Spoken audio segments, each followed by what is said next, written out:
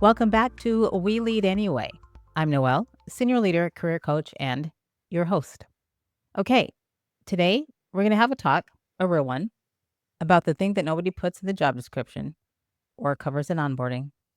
The thing that we all hate to admit is actually running things at our company, office politics. I know. And I know some of you just made a face. You did. I felt it through the interwebs. It did. But listen, if you have ever said out loud or even in your head, I just want to do good work. Okay. And I'm just going to let that speak for itself. Honey, lock in. Okay. I got to say this very plainly. You can't outperform relationships. You can be hella talented. Okay. You could be the hardest worker on the floor, the one who clocks in early and clocks out late or whatever. But much like a potato salad with raisins in it at the cookout, you will be passed over, you will be passed around, and you will be passed up. You'll be overlooked for someone who simply knew how to work a room. That's not me being cynical, by the way. That is just the reality of how organizations, which are made of humans, allegedly, function. That is my experience. So we can either keep pretending that it's not true, it doesn't happen, you don't have to get on board, or we can get strategic. And I'm a vote strategic every time. All right, let's talk about what office politics actually is. Because really, I think the word itself has a branding problem, which is why people's eye twitch a little bit when you say it. People hear office politics and you immediately picture someone fake laughing at the CEO's jokes or, brown nosing a director. That's not what it is. That's not what it is. Now, those versions definitely exist, but that's not what we're here for today. What I want to talk about is the reality that in every single workplace, there are informal systems of influence, and they run parallel to the formal org chart. Okay? There are relationships opening doors you didn't even know existed because you're not having these conversations. There are perceptions either working for people or quietly working against them. And there are conversations happening about budgets, promotions, who's going to get the high visibility project. And you're either a part of that conversation or you're not. And office politics at its core is just understanding how influence actually moves in your organization. And navigating that well is a leadership skill, regardless to whether or not you have a title. So what do you actually do? We're going to talk about it. I'm going to name a few things, okay? So number one, you really have to know who the real decision makers are. We focus so much on the org chart.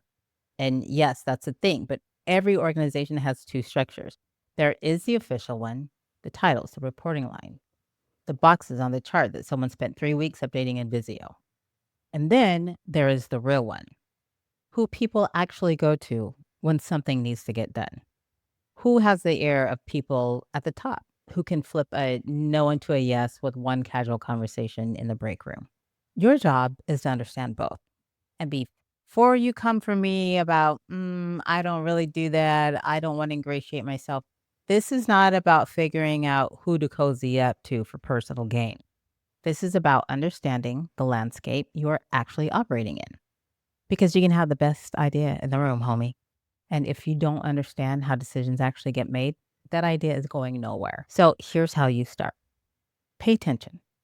Who gets CC'd on emails that don't technically require them? Who do senior leaders stop to chat with in the hallway? Not just in a meeting, but in passing. Who gets asked for their opinion on things that they're not even a part of, a project that they're not a part of? It's not in their lane. Those are signals. Start mapping them. Now, I'm not saying have your head on a swivel because everyone's conspiring. I'm not saying that. Just be aware. I ain't trying to stress you out. Number two, you need to invest in relationships before you need them. This is the one that people skip the most and they regret it the hardest. And I get it. We're busy. We're focused on the work. We have deliverables and due dates. But here's the thing. Relationships are not something that you can speed run the moment you need a favor or a sponsor or for someone to say your name in a room that you're not in. Okay? You are there to build relationships. Think about it from the other side. If someone you barely speak to suddenly starts warming up to you, scheduling coffee chats, being super collaborative and enthusiastic right before a performance review drops or something, you notice. Okay. Everybody notices. It does not feel like relationship building. It feels like you're front loading for favors. And real professional relationships are built through consistency over time. It is a colleague that you check in on when there's nothing to ask for. What's in it for you? Nothing. I'm just going to say hi. It's a stakeholder that you loop in proactively, not just when you need a sign off, right? If you have a peer that you give credit to publicly because it was the right thing to do, that's building relationships. And here's a practice that I give my coaching clients. Identify like 5 people in your organization. If that's too much, identify 3. These are people who are important to your career, to your work. And then ask yourself honestly, when is the last time you connected with any of them with zero agenda? No ask or update or deliverable. Just a human being treating another human being like a person. And if you can't remember, that's your homework. Just send an email. Don't overthink it. Schedule 15 minutes, but just start. Build relationships.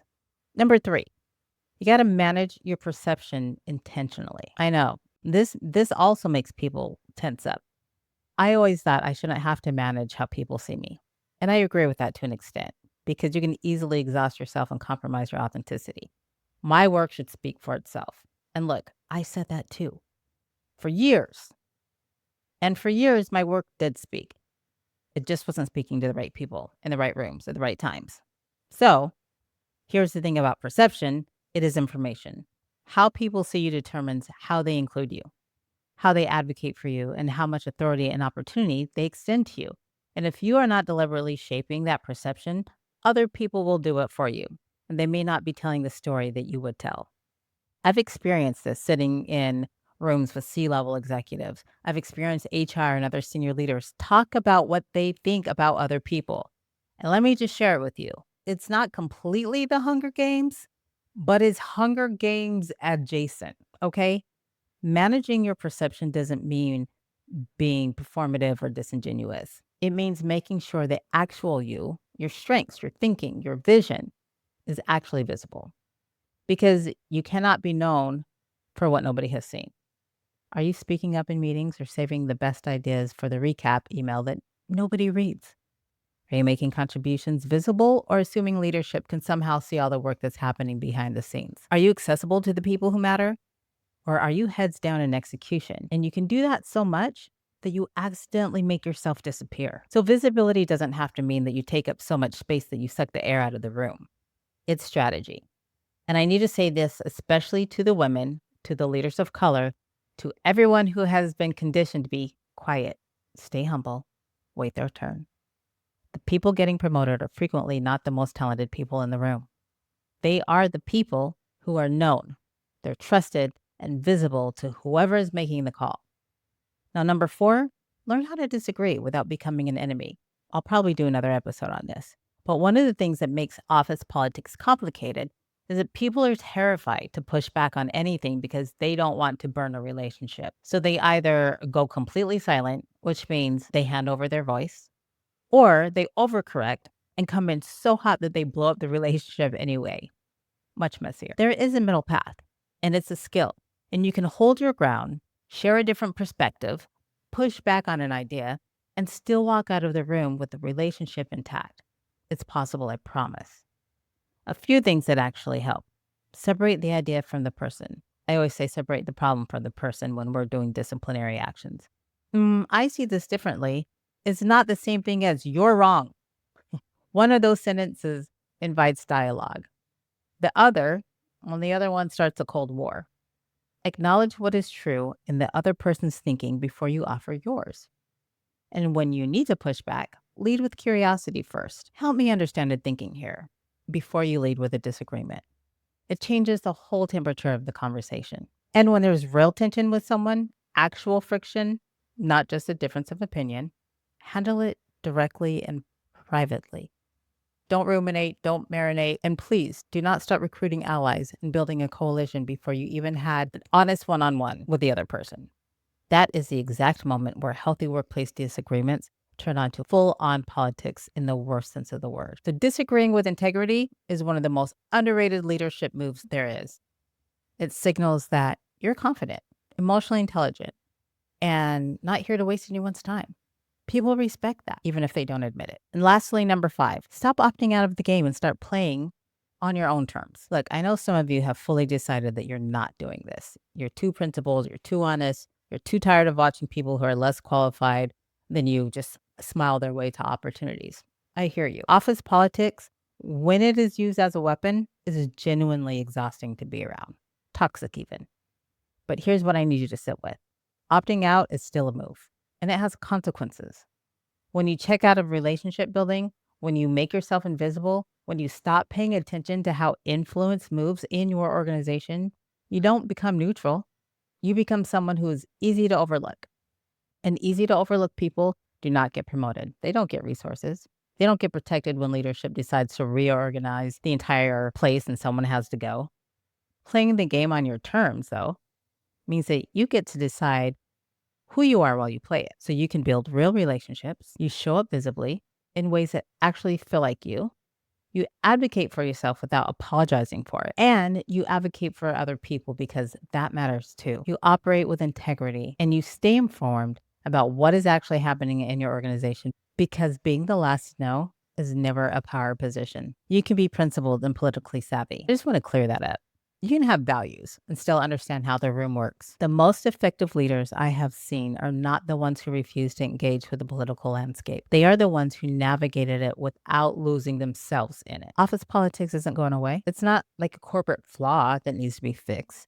It is a feature of any system built by humans, and it will outlast every reorg, every new CEO, and every all hands meeting where someone talks about a culture of transparency.